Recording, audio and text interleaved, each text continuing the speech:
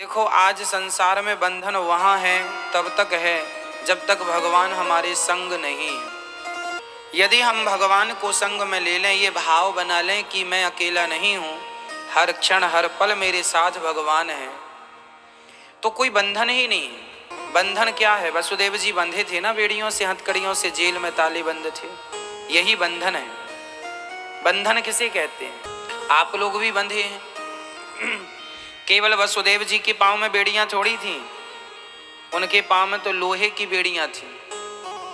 आपके पांव में भी बेड़ियां हैं। कौन सी? एक गधा था, वो गधे को बांधने की जो रस्सी थी ना, वो आज धोबी भाई घर पे भूल गया। वो गधे पे कपड़ा रख कर धोबी घाट चला गया। अब धोबी घाट पहुंचने पर धोबी को याद आया कि अरे, मैं तो गधे को बांधने की रस्सी घर पर ही भूल गया हूं। अब गधे को बांधे कैसे? बड़ा परेशान। तो वहां से एक संत जी निकले। संत जी ने देखा कि धोबी भाई परेशान है, पूछ लिया, भाई क्यों परेशान हो? धोबी ने कहा, महाराज मैं आज गधे को बांधने की रस्सी भूल गया हूं, यदि कपड़ा धुलने में लग जाऊंगा तो ये गधा भाग जाएगा, कोई रस्सी पड़ी हो तो बताओ। संत जी के पास तो दवाई थी। हाँ हाँ रस्सी है तो दो। संत जी ने कहा, रस्सी की जरूरत ही नहीं है, तो एक काम करे, से झूठ मूठ का बांध दे। सही, तू रोज कहाँ बांधता था? बोले इस पेड़ के नीचे। संत जी बोले चल उस पेड़ के नीचे लेकर गधे को वहां लेके गए। कहा कि इसके गले में झूठ मूठ का वैसे ही हाथ डालो जैसे रोज सच्ची का हाथ डालते थे, कि इसके गले में तुम रस्सी डाल रहे हो, फिर पेड़ से लपेट रहे हो, तुम रोज सही करते थे, आज वही क्रिया झूठी करो। कर दिया। गधा खड़ा। अच्छा, गधे को थोड़ी पता था कि ये रस्सी भूल गया है। रस्सी भूल गया है ये बात कौन जानता था? धोबी। गधा नहीं जानता था। गधा तो गधा, गधे के तो गले में हाथ डाला तो उसने समझ लिया कि मैं बंध गया। गधा वहीं खड़ा रहा, वहीं खड़ा होए वहीं बैठे। धोबी के पूरे कपड़े धुल गए, गधा जहां की तहां था। उसी समय पूरे कपड़े साफ करके धोबी ने गधे के ऊपर रखा और लाठी मारी, चल। गधा आगे नहीं बढ़ा। बहुत परेशान हुआ धोबी, बार बार उसको पकड़ के आगे ले जाए पर गधा जाए ना। धोबी को लगा महात्मा जी ने कोई जादू टोना तो नहीं कर दिया। तब तक संत जी वापस आए। अरे क्या हुआ? अरे महाराज ये गधा चल ही नहीं रहा है। संत जी ने कहा कि उसे खोला कि नहीं? धोबी ने कहा था बांधा ही नहीं तो खोलूं कहां से? संत जी ने कहा बांधा नहीं था तो क्या हुआ? बांधने का झूठा अभिनय तो किया था। अब उसे खोल मत, खोलने का अभिनय वैसे खोल जैसे रोज खोलता था, रोज सच्ची का खोलता था, झूठ का खोल। गले में हाथ डाला, गधे को लगा कि मैं खुल गया, गधा चल पड़ा। गधा बंधा नहीं था, लेकिन उसने अपने आप को बंधा हुआ मान रखा था।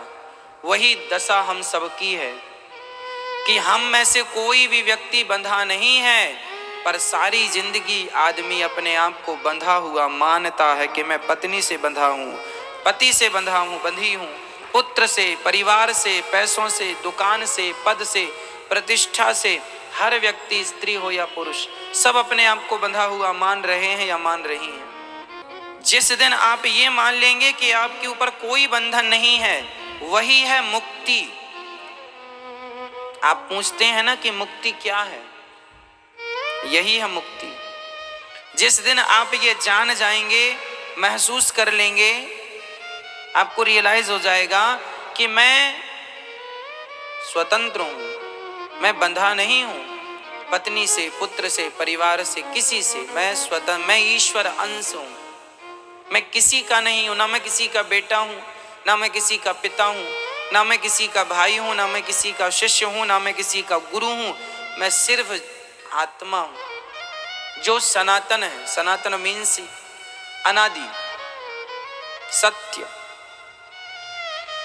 हम अपने स्वरूप को जानते ही नहीं, पर हम बंधे नहीं हैं, पर बंधा हुआ सारी जिंदगी मानते हैं। देखो ना कितनी दुर्दशा लोगों की होती है। बेटा लात मार रहा है, फिर भी बूढ़ा आदमी घर से निकलने को तैयार नहीं, उसकी ममता छोड़ती नहीं, बंधा कहीं से नहीं है, लेकिन मान रहा है कि ये बच्चे मेरे हैं, मान रहा है कि ये पत्नी मेरी है।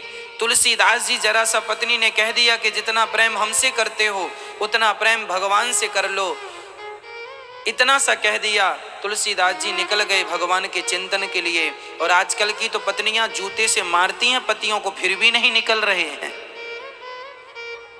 लो, सैंडल फेंक के मार देती हैं पति के मुंह में, फिर भी ये तलवे चाटता है। कौन लोग हैं ये? बंधे हुए हैं।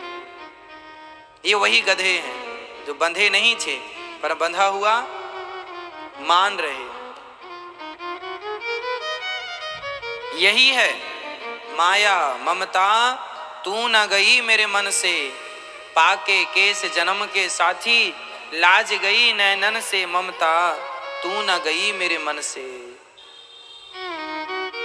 छोटे से थे हम बाल काले थे, बड़े हो गए हम बाल पक गए, बालों ने अपना रंग बदल दिया, लेकिन हमने अभी तक अपना ढंग नहीं बदला। उनने रंग बदल दिया, हमने ढंग नहीं बदला। कब बदलोगे?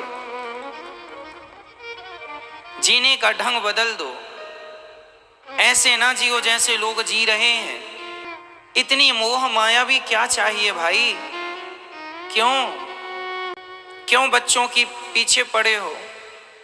विभीषण जब तक लंका में मोह माया में उलझा था तब तक विभीषण दुखी था। सुनहु पवन सुत रहनी हमारी, जिमि दस नहीं महु जीव बिचारी। विभीषण जी कह रहे हैं कि सुनो हनुमान जी, मैं वैसे ही रहता हूं जैसे दांतों के बीच में जिह्वा रहती है। जरा सा इधर जाए, जरा सा जिह्वा इधर जाए तो दांत काट लेते हैं। उसी प्रकार विभीषण कुछ भी करे, रावण नजर रखा करता था विभीषण पर। कुछ भी करे, चुगली कर देते थे मंत्री संतरी रावण से। रावण बहुत मारता था विभीषण को। ये पहली बार नहीं था जब रावण ने विभीषण को लात मारा है, पहले भी कई बार मार चुका है। इनकी तो लात खाने की आदत हो गई थी, जैसे आप लोगों में से बहुत लोगों की हो गई है। लातें पड़ रहे हैं फिर भी खाए जा रहे हैं, खाए जा रहे हैं। लेकिन विभीषण ने आखिरी बार जब लात पड़ी तो कहते हैं ना, ठोकर ही ठाकुर से मिला देती है।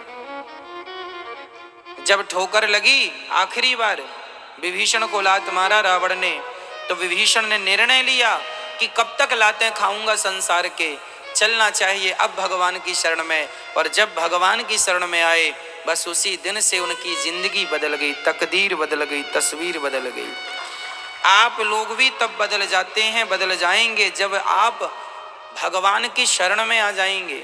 मैं ये बिल्कुल नहीं कह रहा हूं कि आप घर छोड़कर वृंदावन आ जाओ या अयोध्या या जमाने ना जी। आपसे हम केवल ये इस कथा के पीछे निवेदन करना चाहते हैं कि रहना घर में ही है। जाओगे कहां, रहोगे कहां? रहना तो घर में ही है, रोटी तो घर में ही खानी है, परंतु अब उन लोगों से मतलब ना रखकर पूर्ण रूप से भगवान से मतलब रख लो। हम राम जी के राम जी हमारे हैं। अब ना कहो कि ये नाती पोता बेटा बेटी हमारे हैं। बहुत कह लिया, अब ये कहने का समय है कि बस भगवान हमारे हैं, गोविंद मेरो है, गोपाल मेरो है। ये कहने का दिन आ गया है, लेकिन लोग नहीं कहते हैं। लोग तो यही कहते हैं ये नाती मेरा है। आज बूढ़े बूढ़े लोग यही तो बताते रहते हैं, मेरे तो 5 बेटे हैं महाराज जी, 5 बेटों को मैंने घर बनवा के दे दिया, सबको अटैच रूम दिया है मैंने, सबका काम धाम सेट किया। वो 4 घंटे आप उनके संग बैठेंगे तो आधे घंटे भी भगवान की चर्चा नहीं करेंगे। वो सारी जिंदगी की उपलब्धियां गिनाएंगे कि मैंने ये किया, मैंने ये किया। सारी जिंदगी आदमी धन कमाता है और बुढ़ापे में उस धन का अहंकार लिए बैठ जाता है। मोक्ष का तो कोई द्वार ही नहीं मिलता उसे, सारी जिंदगी जी के मर जाता है। कोई रास्ता ही नहीं है ना उसके जीवन में, बंधा हुआ है गधे की तरह। बंधा नहीं था गधा, पर उसने अपने आप को बंधा हुआ मान लिया। उसी तरह ये बूढ़े लोग, ये बच्चे, कोई भी हो, बच्चे बूढ़ों से कोई मतलब नहीं, कोई भी हो, तुम हो, हम हैं, कोई फर्क नहीं पड़ता कि आपकी एज क्या है, उम्र क्या है।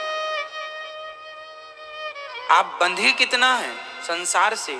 हम छोड़ने का नहीं कह रहे हैं कुछ भी, ऐसा ना हो कि कल सब छोड़ के आप हमारे पास आ जाएं। छोड़ के नहीं आना कुछ भी, छोड़ना कुछ नहीं है, पर सबके बीच में वैसे ही रहो जैसे कीचड़ में कमल रहता है। जो जग में रहूं तो वैसा रहूं जैसे जल में कमल का फूल रहे। मेरे सब गुण दोष समर्पित हो भगवान तुम्हारे चरणों में। ना जग छोड़ो, सुनो, ना ना ना जग छोड़ो ना हरि भूलो, ना जग छोड़ो ना हरि भूलो। कर्म कर जिंदगानी में, रहो दुनिया में तुम ऐसे कमल रहता ज्यों पानी में। ना जग छोड़ो ना हरि भूलो, कर्म कर जिंदगानी में। कर्म करना ना छोड़िएगा, कुछ छोड़ देंगे तो अकर्मण्य होके बैठ जाएंगे। इसलिए काम बराबर करो, पैसे बराबर कमाओ, पर पैसे बेटों के लिए नहीं। बच्चे बड़े बड़े हो गए, अब कमाओ तो बच्चों के लिए नहीं, नाती पोते के लिए नहीं, अब धन कमाओ धर्म के लिए। धर्म के लिए धन कमाएंगे। धन किसके लिए कमाएंगे? सारे लोगों से, आप भारत में 135 करोड़ लोग रहते हैं, पूछो उनसे किसके लिए पैसा कमा रहे हो। 99.99% लोग यही कहेंगे, हम अपने बच्चों के लिए कमा रहे हैं, हम अपने लिए कमा रहे हैं। 1% का भी 99, 100 हिस्सा कर लीजिए, उसमें भी 99 हटा दीजिए। जो 1% है, जो यथार्थ को जानने वाले हैं, बस वही कहेंगे कि हम धन को धर्म के लिए कमा रहे हैं। धन कमाना बुरा नहीं है, पर वो धन किसके लिए हो? धर्म के लिए। आप किसके लिए कमा रहे हैं? बच्चों के लिए। तो क्यों बच्चे आपके अकर्मण्य हैं क्या? वो कमा नहीं सकते, अपना पेट नहीं भर सकते? तो फिर ऐसे गीदड़ों को पैदा क्यों किया जो अपना भी पेट नहीं भर सकते? तो ये तो सब धरती के लिए बोझ है। इसलिए बंधन में कोई नहीं है, कोई नहीं बंधा किसी से, पर सारी जिंदगी अज्ञानवश। रात के अंधेरे में रस्सी दिख जाए तो आपको क्या लगता है? सांप है। आप डर जा, अरे सांप सांप सांप, भैया सांप घुसाया घर में, सांप। पर ध्यान से देखा, टॉर्च लेकर प्रकाश से देखा, पता चला ये तो रस्सी है। यही हाल जीवन का है। सारी जिंदगी अज्ञान रूपी अंधकार में गुजार दी। ये संसार की मोह माया को ही सुख मान लिया। जैसे रस्सी को सांप मान लेते हो ना, उसी प्रकार आप लोगों ने सुख किसे माना है? पत्नी को, पति को, बेटा को, पैसे को, दुकान को, गाड़ी को, बंगले को, आपने इसको ही सुख मान लिया है। क्यों मान लिया? क्योंकि रस्सी सांप की कब दिखी? जब अंधकार था। प्रकाश आया, क्लियर हो गया। अज्ञान में दिखता है कि पत्नी में, पति में, परिवार में, पैसों में सुख है। ज्ञान आ जाएगा, पता चलेगा कि ये सुख नहीं, सुख तो केवल भगवान की भक्ति में है, भगवान की शरण में है। अज्ञान के कारण तुम्हें भ्रांति हो रही है, हम क्या करें?